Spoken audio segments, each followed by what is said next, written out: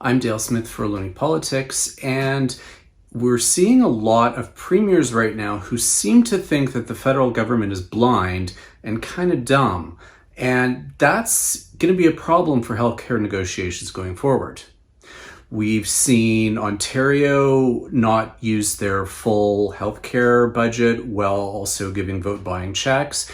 We saw Quebec give vote buying checks, and François Legault is promising a tax cut if he gets reelected.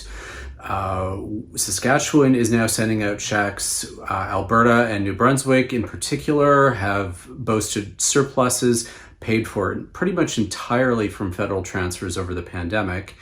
And meanwhile, they are still pleading poverty to the federal government, insisting that they need billions of more unconditional dollars for healthcare.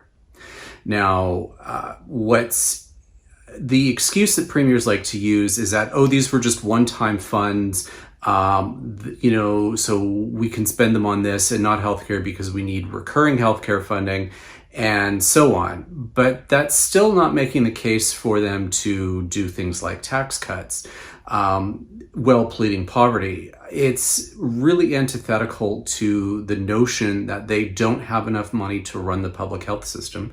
Even if it's not recurring, investments go a long way on a one-time basis.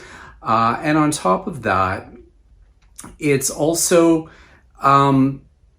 pretending that, we haven't had a history of premiers who have taken increased federal transfers and done a tax cut or used that money for things other than what it was intended.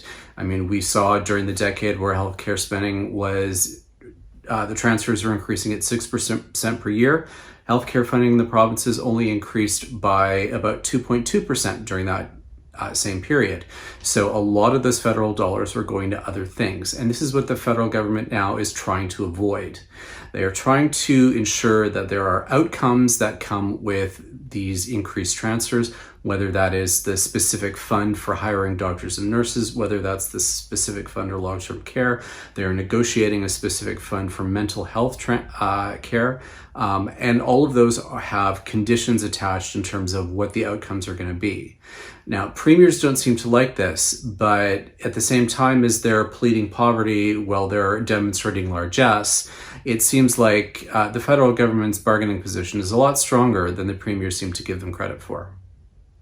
For Looney Politics, I'm Dale Smith.